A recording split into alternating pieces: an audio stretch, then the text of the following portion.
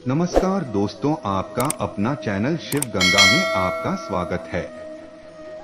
वैदिक व पौराणिक ज्ञान प्राप्त करने हेतु वीडियो को अधिक से अधिक शेयर करें और हमारे चैनल को सब्सक्राइब करें।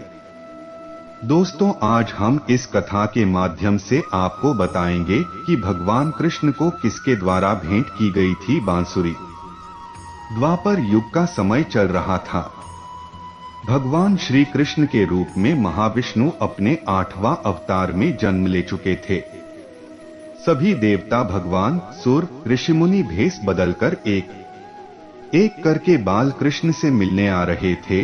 वह देख भगवान शिव के मन में भी अपने प्रिय प्रभु से मिलने की इच्छा उत्पन्न हुई, पर वह यह सोच कर रुके हुए थे कि बाल कृष्ण के लिए उपहार के रूप में क्या दिया जाए जिसे वह हमेशा अपने पास रख सके। तब शिवजी को याद आया कि उनके पास महान ऋषि दधीची की वज्र की अस्थि हड्डी रखी हुई है।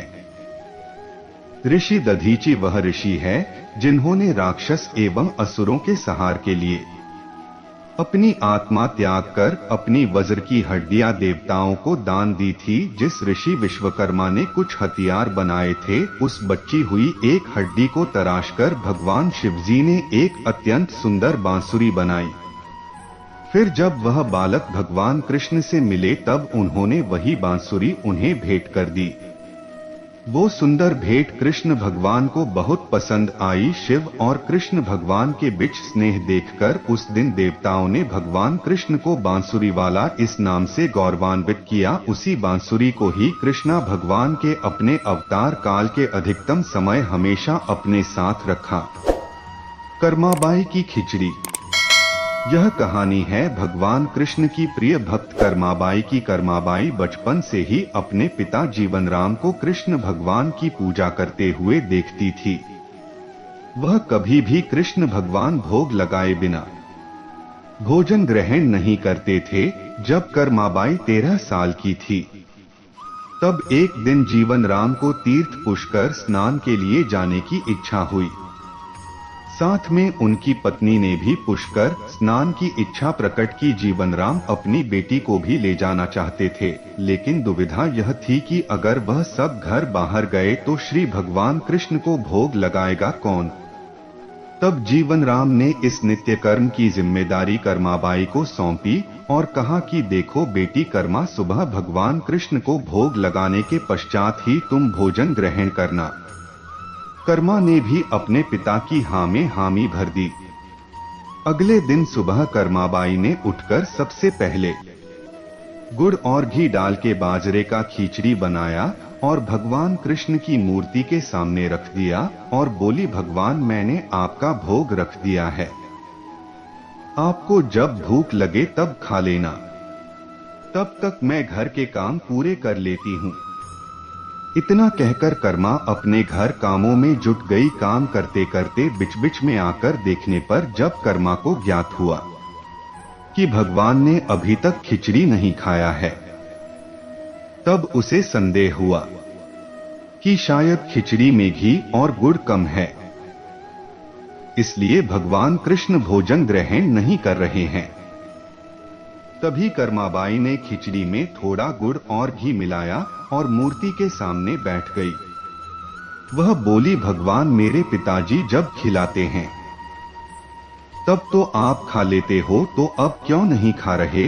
और अभी तो पिताजी बाहर गए हैं, उन्हें आने में बहुत दिन लगेंगे, तब तक आपको भोग लगाने की जिम्मेदारी मुझे दी गई है, इसलिए जब तक आप भोजन नहीं खाएंगे मैं भी कुछ नहीं खाऊंगी। इस तरह जिद पर अड्डी नन्ही कर्मा की प्यारी बातों से कृष्ण भगवान का सिंहासन डोल गया और फिर मूर्ति में से आवाज आई, बेटी कर्मा, तुमने पर्दा तो किया ही नहीं, तो मैं भोजन कैसे ग्रहण करूं? तब कर्माबाई ने मूर्ति के आगे अपनी चुनरी का पर्दा किया और कुछ ही समय में कृष्ण मूर्ति के सामने रखी खिचड़ी की थाली खाली हो गई। अब कर्मा रोज सुबह सबसे पहले कृष्णा को बाजरे का खिचड़ी खिलाती और बाद में खुद भोजन ग्रहण करती।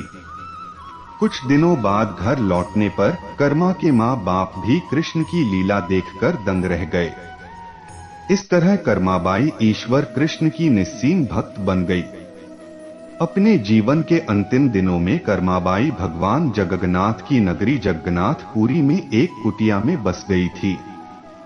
वहां पर एक दिन कर्माबाई की कुटिया के सामने एक तेजस्वी कांति वाला बालक आया और उसने कर्माबाई से कहा, मुझे भूख लगी है माँ, खाना दो। उस वक्त भी कर्मा अपने भगवान कान्हा को खिचड़ी का भोग लगा रही थी। कर्मा ने उस बालक को भी खिचड़ी खिलाया। उसके बाद से वही बालक हर रोज कर्मा के हाथ का खिचड़ी खाने आता था। यह सिलसिला कई वर्षों तक चलता रहा। वह बालक कोई और नहीं स्वयं जगन्नाथ भगवान थे। क्योंकि जिस दिन कर्माबाई देहांत हो गया, उस दिन जगन्नाथ भगवान की मूर्ति की आंखों से आंसू बह रहे थे और उसी रात मंदिर के पुजारी के स्वप्न में जगन्नाथ भगवान आए और अपने दुखी होने का कारण बताया कि उनकी परम प्रिय भक्त कर्माबाई गोलोक सिधार गई है। मैं रोज सुबह उसके हाथ की खिचड़ी खाता था, अब मुझे खिचड़ी कौन खिलाएगा। अगले दिन से मंदिर के पुजारियों ने निर्णय लिया, भगवान को रोज बाजरे के खिचड़ी का भोग लगेगा और उस भोग का नाम दिया गया कर्माबाई की खिचड़ी। हम आशा करते हैं कि आपको यह वीडियो पसंद आया होगा। अगर पसंद आया तो वीडियो को लाइक करें, शेयर करें और हमारे चैनल को सब्सक्राइब करना ना भूलें। धन्यवाद।